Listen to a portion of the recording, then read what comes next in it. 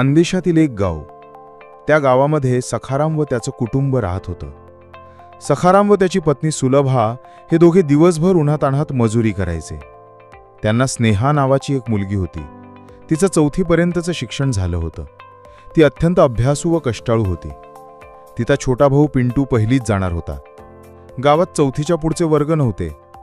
वडील आपल्याला शिक्षणासाठी परगावी पाठवतील का असं सारखं स्नेहाला वाटायचं. बबली नावाची तिची मैत्रीण शिक्षणासाठी शेजारच्या गावी जाणार होती. स्नेहालाही तिच्यासारखं आपण पुढे शिकावं असं वाटायचं. तिच्या मनात शिक्षणाचाच विचार सारखा घोळत होता. एके दिवशी नेहमीप्रमाणे काम संपून सखाराम व सुलभा घरी आले. मुलांना घरी ठेवून ते दोघे शेतावर गेले होते. पिंटू ओट्यावर खेळत असलेला सुलभाला दिसला, पण स्नेहा कुठे दिसत नव्हती. सुलभानं लगेचच स्नेहा स्नेहा म्हणून हाका मारल्या. आईची हाक ऐकता स्नेहाच्या रडण्याचा आवाज वाढला.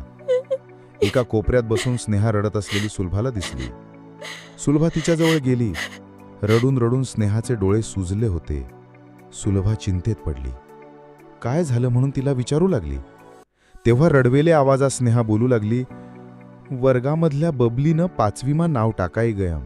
मन बी नाव टाका 5वीमा. ओ माय, माले पुढं शिका नशे, माले शिकू द्या ना. तेवढ्यात हातपाय धुवून सखाराम तिथे आला आणि म्हणाला, स्नेहा, तुला 4थी लंग शिकाड, आता आणखीन पुढं शिकीस ना काय करशील तू? आपली परिस्थिती अशी गरिबीनी, परगाविले कसा धाडू तुले? एसटीमा ये जा करणी पडेन. तनपेक्षा आता शाय बंद, घर बशीसन धाकल्या भावले सांभाई. समज नका तुले? सखाराम थोड्या रागातच म्हणाला. स्नेहा म्हणाली, दादाले सांगा ना माय, माले 5वीमा जाऊ द्या, शिकू द्या. असं म्हणत स्नेहा पुन्हा पुन्हा रडायला लागली. सुलभाला गहीवरून आलं. तिचे डोळे पाणावले. नवऱ्याला कसं समजावून सांगावं हेच तिला समजेना. गावात 4थीपर्यंत शाळा होती, म्हणून गावातील बरेच लोक मुलांना 4थीपर्यंत शिकवत होते. गरिबीमुळे मुलीला परगावी शिकवणं सखारामला अवघड वाटत होतं. सखारामच्या भाऊबंधांमध्ये पोरींना कोणीही 4थीच्या पुढे परगावी पाठवून शिकवलं नव्हतं. त्यामुळे तोही त्याचाच कित्ता गिरवणार होता. त्याचा निर्णय पक्का होता. स्नेहाच्या वर्गामधली बबली गावच्या सरपंचांची मुलगी होती. आडगावला जाऊन सरपंचांनी 5व्या इयत्तेत बबलीला प्रवेश घेतला होता. स्नेहाला तिचे बाबा पुढे शिकवणार नाहीत असं मुख्याध्यापकांना समजलं. सरपंचांना बरोबर घेऊन ते सखारामच्या घरी आले. अचानक आपल्या घरी आलेले पाहून सखारामला अचंबा वाटला. बबली स्नेहाकडे नेहमी येत असे. स्नेहा अत्यंत हुशार मुलगी, म्हणून सरपंचांना तिचं मोठं कौतुक. कायद्याप्रमाणे मुलीला शिकवावंच लागेल. तुझी कोणतीही अडचण असली तरी आपण ती सोडवू, पण स्नेहाला पुढे शाळेत पाठव, सरपंच बोलले. मान खाली घालून सखाराम उभा होता.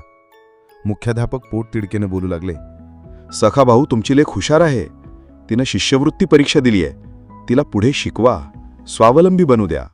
सरपंच समजोतीच्या स्वरात म्हणाले, अरे सखा, तुही पोरगी एवढीच म्हणी बबली, तिनाच वर्गामधनी.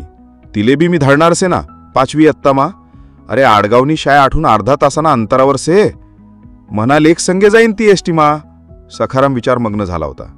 सरपंच पुन्हा म्हणाले, खरं सांग सखा, तुना पिंटूले 5वीमा धाडची नसना. मग पोरगीना बाबतमा असा भेद कसाले? सांग सखाराम. सखाराम निरुत्तर झाला. मुख्याध्यापकांनी बोलायला सुरुवात केली, अहो सखाराम, तुम्हाला माहीत आहे का, आपल्या जिल्ह्याची जिल्हाधिकारी कोण आहे? एक महिलाच आहे. तालुक्याच्या पोलीस स्टेशनलाही इन्स्पेक्टर म्हणून महिलाच आहे. शेजारच्या गल्लीतल्या त्या दामू अण्णाची लेक गेल्या वर्षी डॉक्टर झाली. माहिती आहे ना तुम्हाला? अजून किती उदाहरणं द्यायची?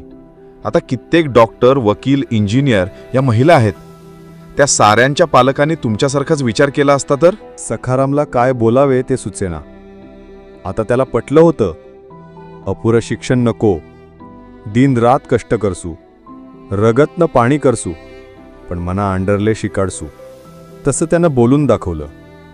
स्नेहानं वडिलांकडे पाहिलं व ती त्यांना आनंदानं बिलगली. सरपंच व मुख्याध्यापक त्या दोघांकडे पाहतच राहिले. स्नेहाचा चेहरा आनंदानं फुलला होता.